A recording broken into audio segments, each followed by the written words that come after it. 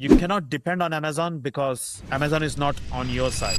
Your aims and your objectives are the opposite of the aim and objectives of Amazon.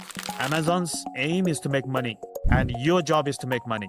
You don't care if Amazon makes money or not, and Amazon doesn't care if you make money or not. Millions of entrepreneurs dream of building a successful e-commerce business, but most quickly discover that selling online is only half the battle. The real challenge is understanding the systems, algorithms, and advertising platforms that determine whether your business grows or burns through cash. Ganesh Krishnan is the CEO of AiHello, an Amazon advertising automation platform that helps sellers optimize keywords, bids, and campaigns using artificial intelligence. In this conversation, we talk about AI, Amazon advertising, automation, entrepreneurship, the future of artificial intelligence, and why business owners should spend less time on repetitive tasks and more time doing what they love.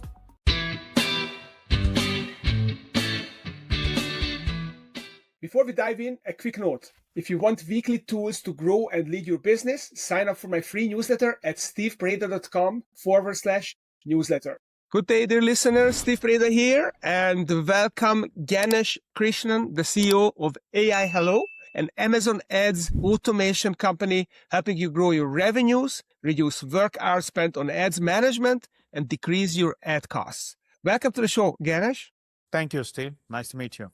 Well, it's great to have you here, and let's jump right in. And my first question is, what is your personal why and how are you manifesting it in AiHello? So it started off with my thesis that we all need to do good towards the planet. A long time ago, I started having my own natural things, selling chemical-free, ecological, sustainable, good for the planet, good for your wallet, good for your health items. And I would sell organic items. And eventually what I realized was that it was taking a lot of my time, marketing, managing it, changing the bits, doing everything.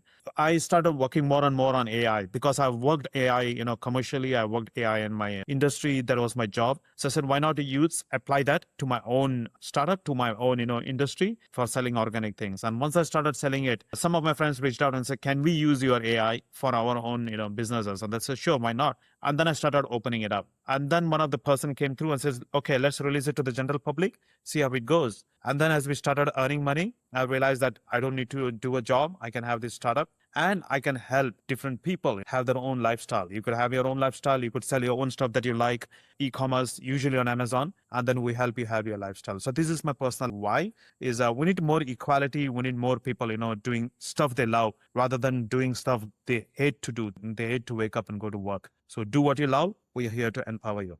Wow, that's amazing. So you are empowering people to start their own e-commerce businesses on Amazon, and you help them with AI tools to get up to speed and compete with big boys. That is correct. Yeah, I love it. So on your LinkedIn profile, you mentioned that you are, I don't know what the word was that you use, but something to do with superintelligence, AI superintelligence. So what is it that you are doing, and what is your vision of how AI superintelligence can be tapped into? It's a very, very long topic, but to start off with, we used the old form of AI, which is, a lot of regression, a lot of statistics, a lot of big data learning, a lot of neural networks, if you felt fancy. And then LLMs became a huge thing. And we launched AI probably 6-7 years ago, AiHello, and LLMs became a big thing, 2 or 3 years ago. And it was pretty fancy. It was very good. It made life easy for us, but we cannot use it within AiHello to give it to the clients, primarily because LLMs start hallucinating once you go past a certain context. The problem with hallucination is it exponentially becomes larger and larger because if the previous thesis is wrong, if your previous hypothesis is wrong, then it builds on top of it and it builds wrong things. Hallucination exponentially becomes wrong. And when it comes to, finance, when it comes to, ads, and when you're working with sense, this can be catastrophic.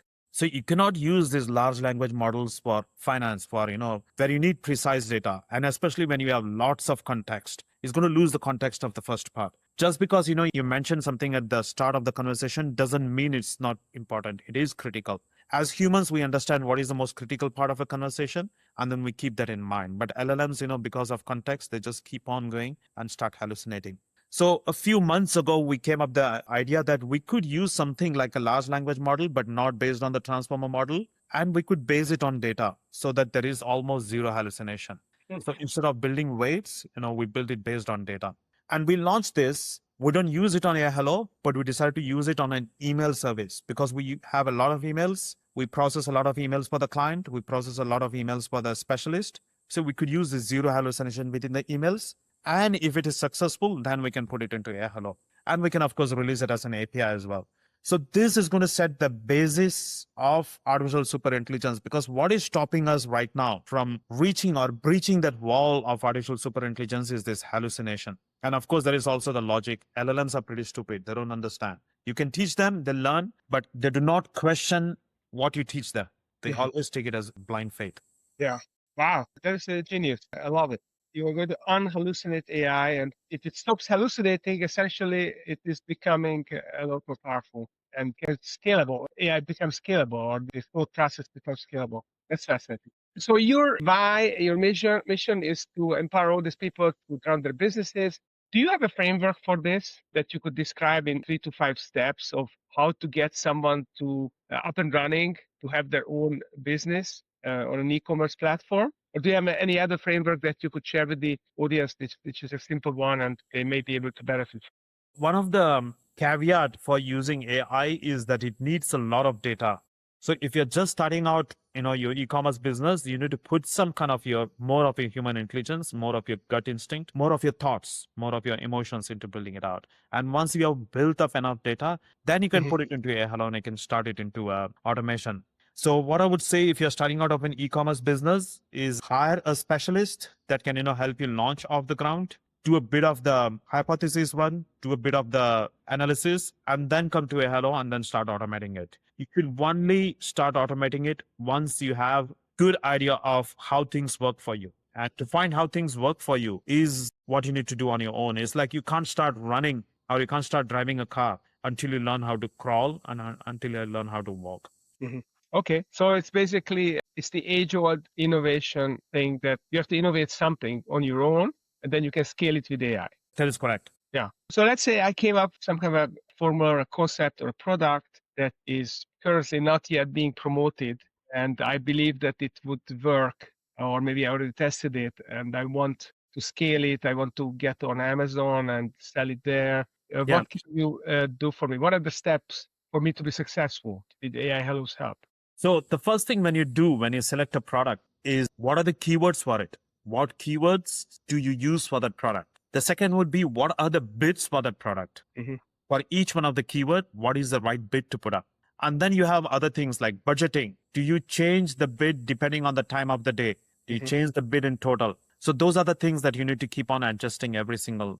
So with AiHello, we automatically harvest the right keyword for your product. We change the bid. We optimize the bid. We also do day parting, where you can, change the bid depending on the time of the day. So there are different things that you can use AI for. You could certainly use manual work for all of it, but it'll take you probably days and weeks to do what an AI can do in a couple of minutes. So a couple of minutes. Doesn't the AI also need traffic data to be able to define things? Yeah. So one of the other things of AiHello is that because we have the wisdom of crowds, if you come up with a keyword, we know exactly how this keyword is going to perform.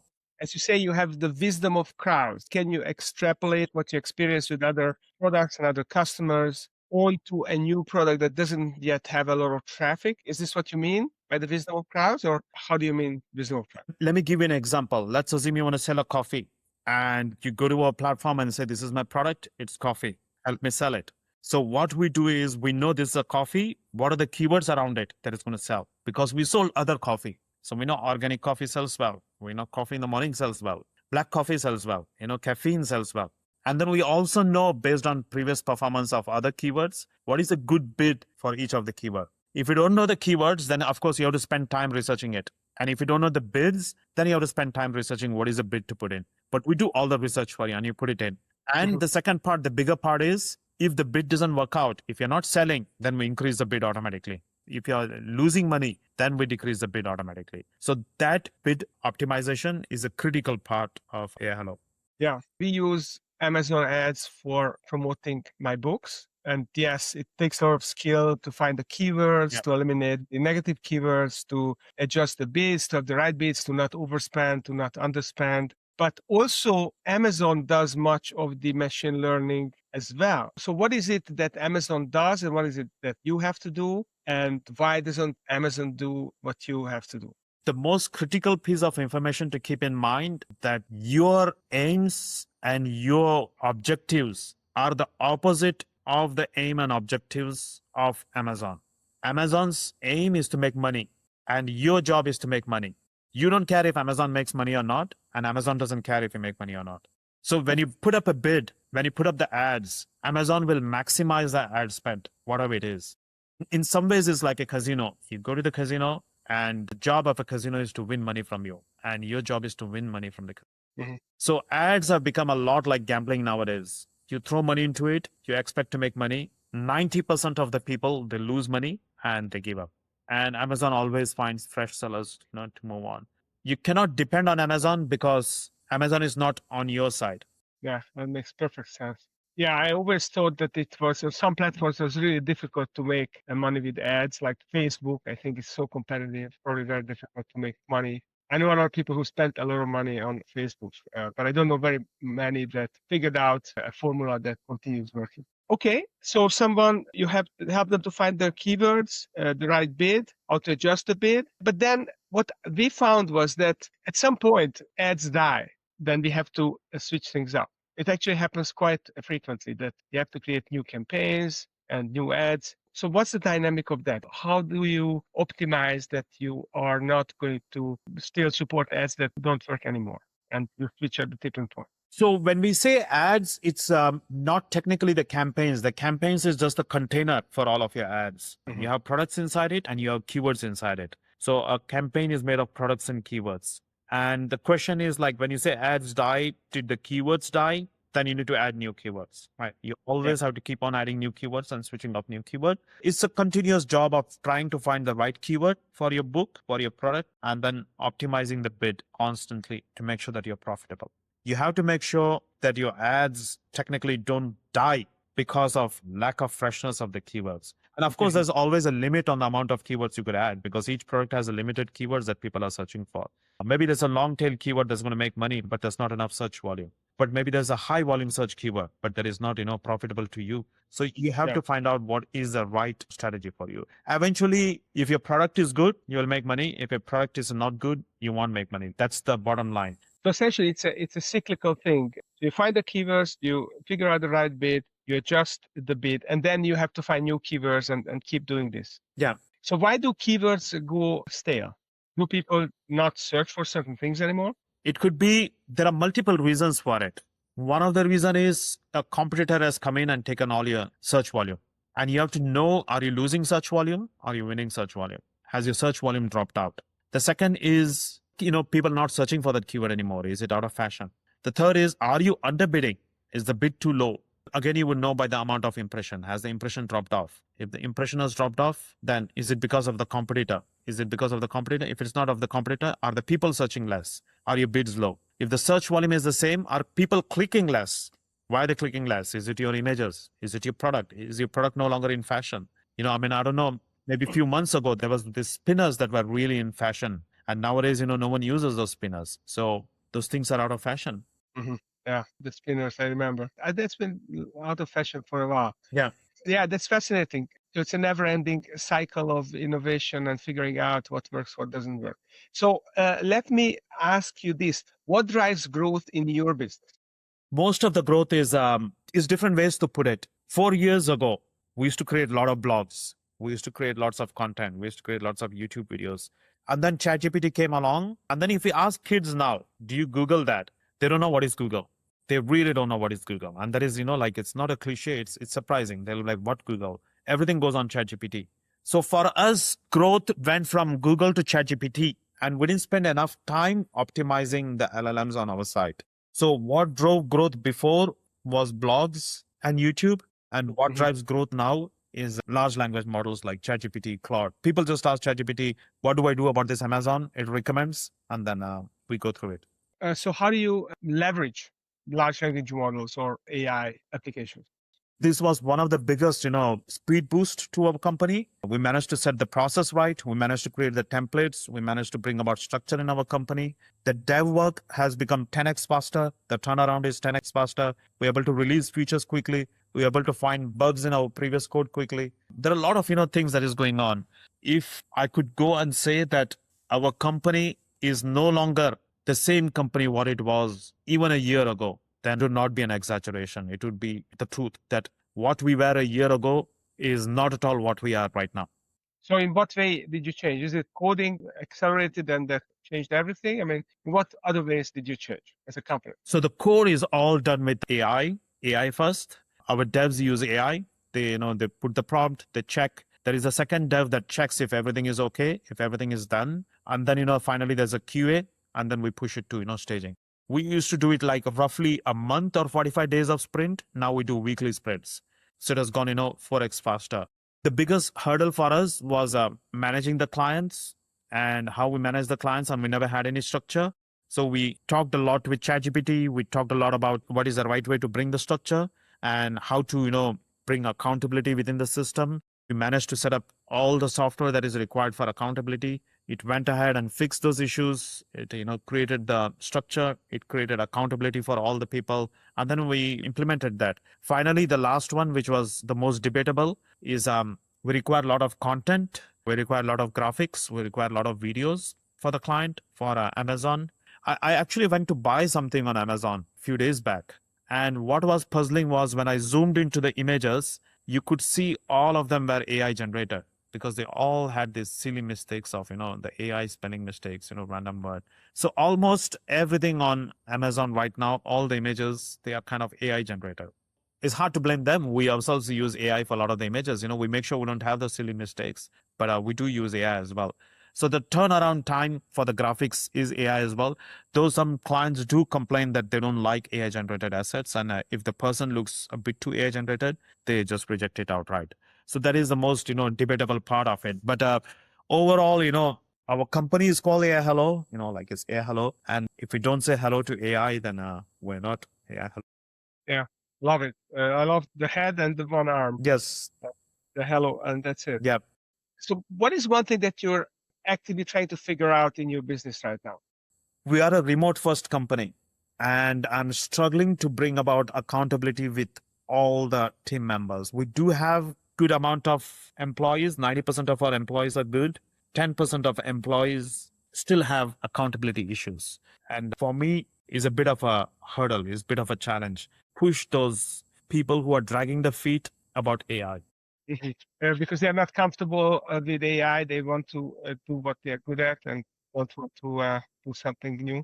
There is also a bit of hesitation that they might lose the job due to AI, although, we're not going to plan to let go of anyone. Rather, we are hiring more people because we're able to, grow faster. There is an old saying that companies won't go extinct because of AI, but companies that don't use AI will go extinct because of AI. Because we are using AI a lot, there is a chance for us to scope for us to expand really, really high. And I want to tap into this advantage and grow. And I want to hire more people and I want to grow. I don't want to let go of people. So this is a very good opportunity. You can hear Coinbase letting go of people. You can hear Facebook letting go of people due to AI. And I think those are all nonsensical excuses. Those companies are, are not growing really well, and they are blaming AI for letting go of the people, which I think is absolutely nonsensical. There is a very good opportunity for people to grow, for the companies to grow using AI and increase your hiring. If you're letting go of people due to AI, it's just a nonsensical excuse. Mm-hmm. So what do you think the mental hang up for people? What prevents better AI adoption or faster AI adoption with people? A long time ago, when computers were being introduced to a lot of the industries, I remember there were huge protests in the industries that computers will take away the jobs and people will lose the jobs. And it did happen. People did lose the jobs, because of computers. There were lots of people that were pushing the papers that lost the job. And a lot of the people refused to learn about the computers because they're like, this is nonsensical. I can do better by hand. Can you imagine telling people right now that it's better to do by hand than to not use a computer? I mean, like if you want to do some calculations, please don't use Excel or Google Sheets. Use a plain pen and paper, and you can do better. It would be absurd to think of it. But at that time, people did have the mentality that it's better to do it by hand than by Excel. Now, the AI revolution is probably 1,000 or 1,000,000 times far than that.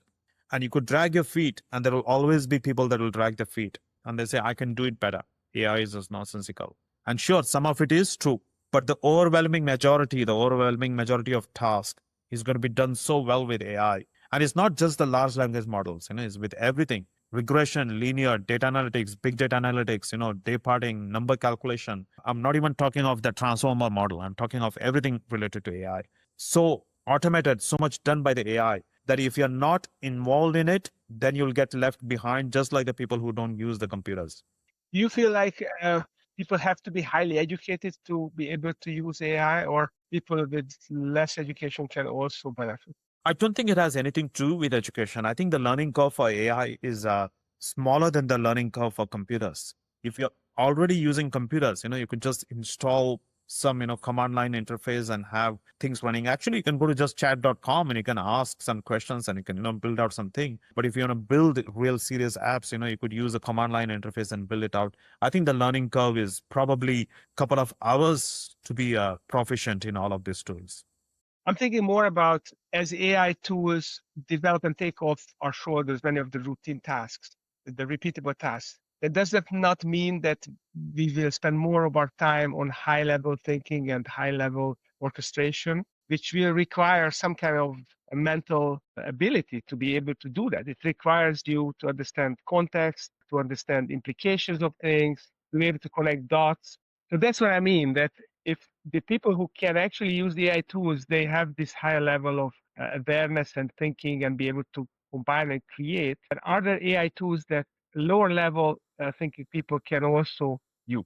Absolutely. And you're 100% right. You're 101% right. And this is what I've been pushing for a very, very long time. Do not do this insulting, mundane, daily activities that can be automated. Let the AI handle it. You focus on the things that AI cannot do right now, which is the human level intelligence, strategizing, account planning, doing the big level task. So you're 100% right. And this is where we should go for. And this is, it brings me back to the point of earlier I talked about. You should do what you love. What you don't love, the repetitive tasks, should be done by AI. Yeah. Wow. So what is your vision finally for AiHello? So my vision for AiHello goes beyond AiHello. We have something called as HalZero, which is a machine behind, we want to put behind AiHello. That is the zero hallucination LLM. And we are working towards making it happen. And we plan to release an API for it soon. But if it does happen, then we probably would have a model that can take in data and answer questions about general knowledge with zero hallucination. And we work it based off a human brain works. A human brain is not one-dimensional. ChatGPT is one-dimensional. Transformer models are one-dimensional. You give it data, it runs it through the whole transformer model, the encoder and the decoder, and then it gives it the data. But a human brain is built on layers. And what we call as the inside, the unicellular, the lizard brain. And then as you go higher, it gets more and more complex. So the brain is information and action and everything is filtered through it. And then, we act on what is the filtered part of it. So machine learning right now do not have this kind of a filters. They have something similar, which is called the chain of thoughts, but which is, thinking out loud. There should be this kind of thoughts, this kind of thinking should be into the latent space of the machine learning model. It should be built into this machine learning model. And I'll give you an example, right? If you have been taught all your life that the sun is green, and tomorrow, you woke up in Virginia, you went out and you saw the sun is yellow, you'll be like, oh my God, I've been lied all my life that the sun is green. And you question those, that you were taught with just one day, with one look outside. But if the machine has been taught, for, I don't know, thousands of years that the sun is green, it goes out and it looks at the sun is yellow and it's like, the sun is wrong today. Because I've been taught that the sun is wrong. The fact of, intelligence is, can it question the training data? And the answer is it won't, because it has been trained on that. It has been trained on the tokens. Yeah, so that's the superintelligence, AI superintelligence, where it can question the training data? That is correct. Yeah. So we build it based on connections, like how deep is this connection? How many people have said this fact? What is my observation on it? And which one is a stronger observation? And there is always a conflict. In our human brain, we always have a conflict between what people say and what we think. And then our logical brain picks up on what is usually the best way. And that is how we have a collective consciousness. We also have a personal consciousness. We always have to choose which one is the best one. Love it. Well, that's great. So if you are running a business and you try to sell a product, you want to figure out how to be successful on Amazon, how to leverage your ads, how to not overspend, then where should you go and how can they get in touch with you, Ganesh, and your team? And what's the first step for listeners? You can send me an email, ganesh@aihello.com. You can connect with me on LinkedIn. I'm always available and I'm happy to have a chat with you. All right. So if you're listening out there and you are in e-commerce or you want to be in e-commerce and you don't know how to leverage all the tools that they are out there, and don't forget, Amazon is in the business of making more money and not necessarily making your business profitable. So you can use AiHello to help you. Reach out to Ganesh on LinkedIn and get your team involved. And if you enjoyed listening to this episode, make sure you check back every week because I have successful entrepreneurs sharing all their ideas, or at least some of the good ones with you. So thanks, Ganesh, for coming. Thank you, Steve. And thank you for listening. That's it for this episode. Keep moving your business forward. Subscribe at stevepreda.com/newsletter.